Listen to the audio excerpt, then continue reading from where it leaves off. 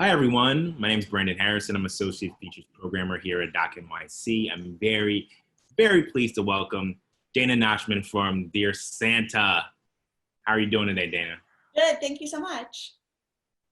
So I love the film, and what I think about the film after watching it is that it was very complex to navigate all across the country and different locations, different subjects. How were you able to handle that? So yeah, it was very complicated to be honest. So first of all, we got access to the letters, and we had told there's so many letters that we told the people who were organizing them that we wanted ones that were not all the kids asking for Xboxes or iPads or Legos or any kind of toys. We wanted the more heartstring ones, and there's tons of those, and they actually classify those already, and they're called special requests. So we were very interested in special requests. And so how it worked was we would read all the letters that were redacted because they're very serious at the United States Postal Service, obviously, about personal identifying information. So all of the letters were redacted. We didn't know the kids' last names. We didn't know where they lived.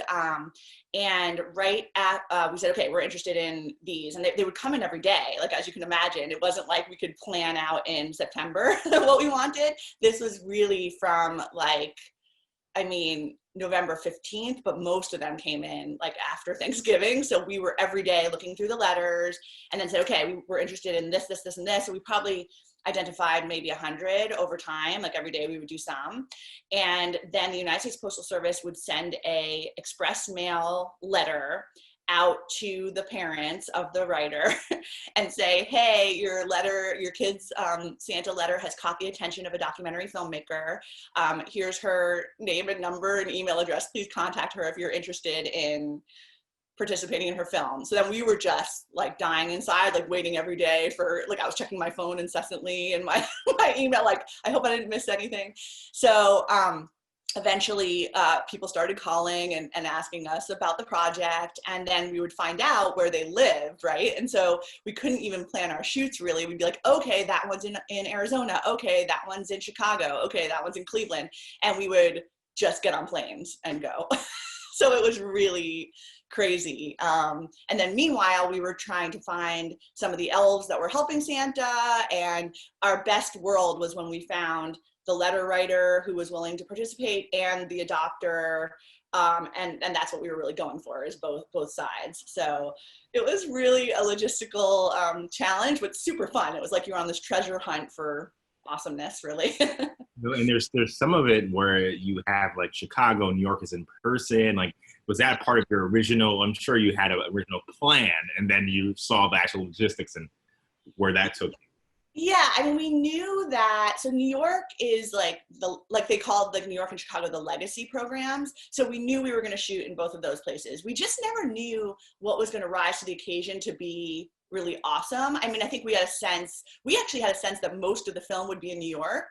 So how we did that was we hired a DP in New York, and then we hired I'm in Northern California. We hired a DP here, and then the one here would travel with me everywhere else. And then we had a crew in New York just set. So we had those set for basically the months and a half that we were shooting. But it turned out that New York really didn't have as much. I mean, we had obviously quite a bit, but like not, I think before we thought it was gonna be like 75% of the film, when it really turned out to be less than 50, maybe 30% of the film. And so our New York crew then ended up going to Chicago. So it became the New York Chicago crew. And so it was interesting. Yeah, I did think New York would have more. And we did have some good stories in New York, some really good stories in New York. Like we had this one that I just was in love with, was this kid who wrote that he wanted a violin. And I just loved that. I was like, oh my God, I could hear the music. I was all excited. And then when we got it was a foster mom, and she actually did call me back, and I just loved her. I loved everything about their story. And this was a kid who was really struggling. And then they said I had to talk to the foster care people. I don't know what you call that. In California, we call it CPS, but whatever, the New York foster care people were. And they said no. They said we couldn't do it. And I was so sad because I just thought of it. And the kid got the violin, and it was just awesome. So that was one example. There was another one in New York, actually, that was these kids were asked for a washer dryer for their mom. And I was like, oh my God, I love that. And that also didn't work out. The mom and the dad were having some kind of a custody thing, and they didn't, you know, the dad didn't want to do it. And so there was a lot of this like really human parts of this that really showcased in my mind, and I hope it came through in the film, the you know, real issues in the underbelly of our society that we might not know otherwise. And it was interesting because we weren't calling on those, right? Sometimes if you're going to say I'm going to call on a foster care story, you know what you're getting into. This was like you were just calling just a random person, really, and then to find out what the issues in their lives were, I thought was really compelling, and I hope it did come through a bit in the film too. Well, I mean, one thing that you notice is that including the portions where you have adults asking for things, that it's a very complex issue when you're needing something. And what made that interesting to me in the film is that you chose to really put those issues through the children's voices. You included so many of the children's voices, even in the framing of the story and narrative forward. How did you decide that? What was your process with that? Yeah, that's a astute question, because we really struggled with how to do that. I mean, because obviously we were very serious on this was a no Christmas spoiler film. So we really wanted to portray it in the way that we did, and you saw. So my first idea was actually to have a narrative component to this in terms of an actor that was playing Santa, and my idea was very elaborate, like to have his like NORAD room, and to have a fireside chat room, and to have all these different areas of where, and his factory, and that's really what I went in and pitched with. But then over time, as I started researching this idea, I got increasingly worried that to pull off Santa doesn't always work. Like it probably only works like a very small fraction of the time. And I just didn't want to risk anything being cheesy or not accurate, or really like accurate like in a kid's mind. And the more I thought about that, like not wanting to ruin the imagery for children, I thought, why don't we just have the kids do it? So then I got really excited about the kids telling the story, because I think that's what's really fascinating about Santa and all things like Santa, is that it lives in all of our minds. And I think to your point before about adults, like it's in everybody's world, because it is what it is to you, and it means hope, and it means inspiration, and it means a lot of things to different people. So I had this idea where I would interview as many kids as I can get my hands on. Like I think it ended up being probably like more than 30 kids. And I just would ask them all the same questions. And I loved how their answers were similar, but somewhat different. And I thought that would kind of symbolize what Christmas is to all of us. What's funny as well is that you had all these letters that you were able to incorporate into the film. What was that process like with your team and scanning and then the graphics and animation?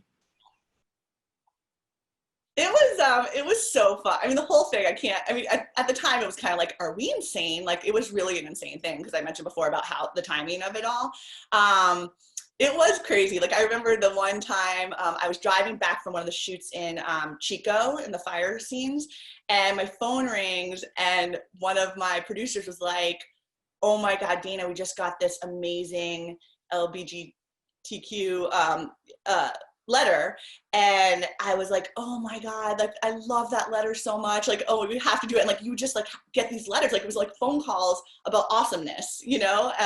And then you just had to react. And so once you got used to that kind of like cadence of the production and like kind of we all realized like, oh, we are somewhat insane for even trying this, you know? But then at some point you're like, I'm not sure that we could lose, because every story is so good that, and but then when things like that happen, like that letter, you like had to make it happen. I mean, there was another one actually that we got where, oh my God, it was so good. And I think one of my producers got it. I wasn't there while they were just at the New York office, kind of meeting people just randomly. There was one where a teacher came in and said, my dream is, and this was like from a school, an underprivileged school in one of the boroughs in New York. And they said, my kids can never go see, my kindergarteners can never go see the Rockettes. I just want to write a letter and see if they could get the Rockettes, my class to go to the Rockettes. And this was like late. I mean, I would say this was December 10th or something, or December 15th. And I was like, oh, and we must have that. I mean, they like, not only must we have that, but they must go. But we couldn't, and we did everything. We called people we knew, like at Madison Square Garden. We tried to facilitate, and we couldn't get that to happen. But there were things like that where the magicness of what goes into this program is so amazing. And I think what the coolest thing about the film coming out, I mean, obviously this year has a whole other thing, but like you could watch this film and then you could be part of that magic. Like you can go online and you could find these letters and you could apply to Santa to see if he'll accept you as an elf, and you could do it yourself. And so it brings so much, I think it brings so much joy to watch this unfold and be a part of it in such a simple way. And it, you know, I don't know, I sound like I'm promoting the film, I'm promoting the program, which I kind of am, just because I was so fascinated with this program I wanted to make it for about 8 years before I was able to make it. I was always so fascinated with it. So I'm curious about that. What were some of, I guess, the interesting reveals about the intricacies of the program itself? I mean, I didn't know anything about so basically what happened was, how I learned about it was, my mom bought me a book. Like, I think, I don't know, 10 years ago, they sold a book at the post office about the program. And it was like, when I went to USPS to try to get this greenlit, they like they didn't even remember what I was talking about. So it was like 1 year, probably, my mom happened to pick it up, which is funny because we're Jewish. We don't even celebrate Christmas, but she bought it for me. And she was like, and I read it every year to my kids. And it kind of described the program in a very childlike way. So every year I wanted to tell this story, but it was, you know, a children's book. So I didn't know any of the particulars about the program.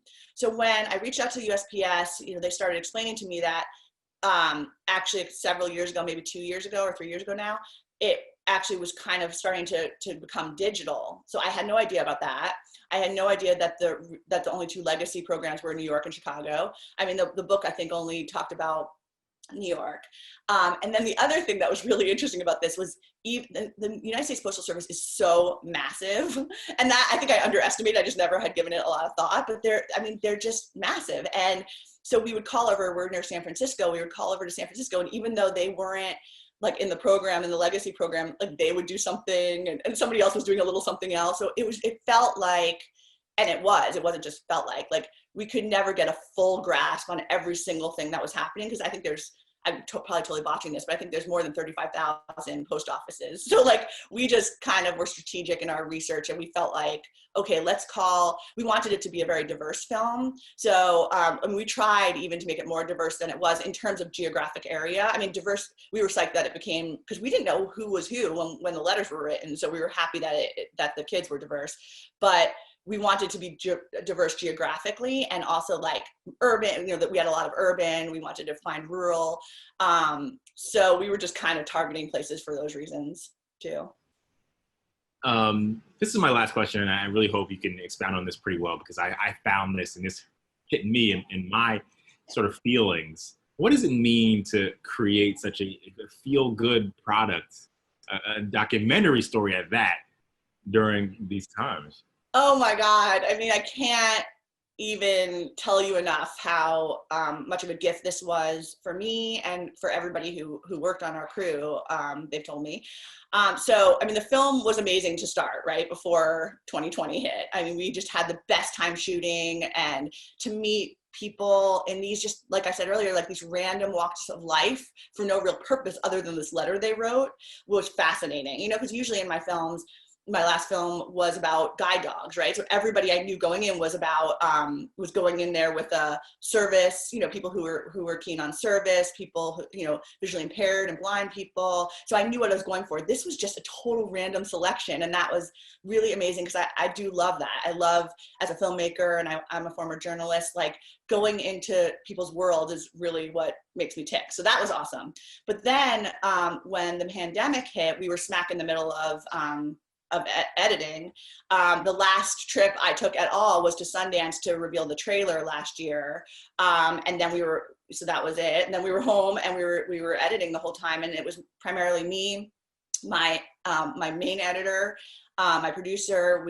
Because everybody was out of work, we got to get 3 awesome other editors on that we had wanted to work with, who were busy. Now they came on. We had our assistant editor, and we all just just worked on it day and night. So we felt like even though the world was going to hell in a handbasket, we were, during the day, we were just happy with this awesome gift. And we really couldn't wait we didn't show anybody at all, anything, until we started showing it to rough cut screen people. Probably showed it to about 30 people around June, and they kept saying, oh my God, this is such a gift to watch right now. This like uplifted my spirits. And so that felt really good to us. And so it was, I mean, it did so much for all of us. And it's almost like now there's a void that we're not working on it anymore. I think all of us are feeling a little like, oh, can't we do a sequel now?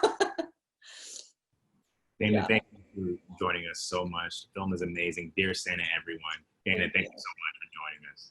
Thank you so much.